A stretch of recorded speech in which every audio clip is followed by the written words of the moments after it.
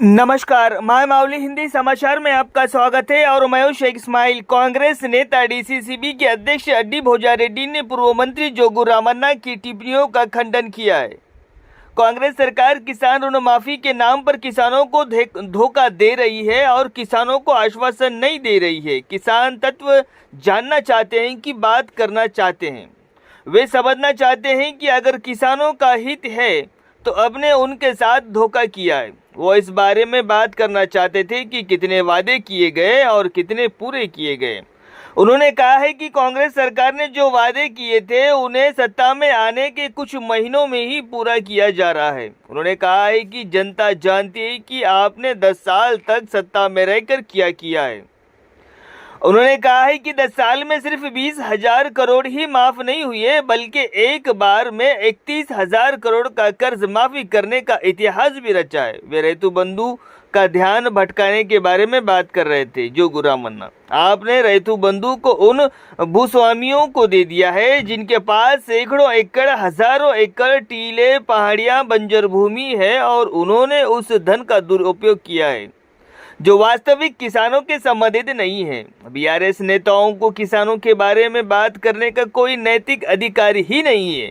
उन्होंने कहा है कि भले ही जनता आपकी पार्टी को सत्ता से हटा दी है, लेकिन अभी भी उन्हें होश नहीं आ रहा है। उन्हें तथ्यों पर ध्यान देना चाहिए और आलोचना से बचना चाहिए।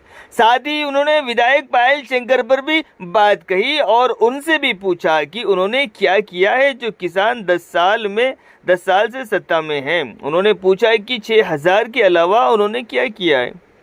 उन्होंने कहा है कि बीआरएस का बीजेपी से कोई लेना देना ही नहीं है। तरनम ब्रिज दुर्भाग्य से बीआरएस और भाजपा के स्वामित्व में है और नए पुल के निर्माण का दावा करने वाले लोगों को परेशानी पैदा करने के लिए आप दोनों पार्टियों की आलोचना की है।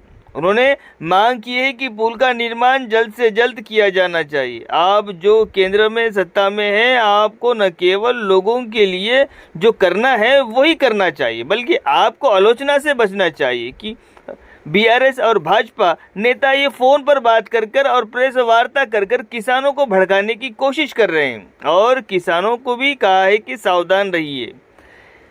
कृषि मंत्री तुम्मला नागेश्वर राव ने भी किसानों को याद दिलाया कि यदि ऋण माफी में तकनीक समस्याओं के कारण खाते का भुगतान नहीं हो पाता है तो उन्हें चिंता नहीं करनी चाहिए। सभी किसानों को समझना चाहिए कि सरकार अपनी बात से बंधी हुई है।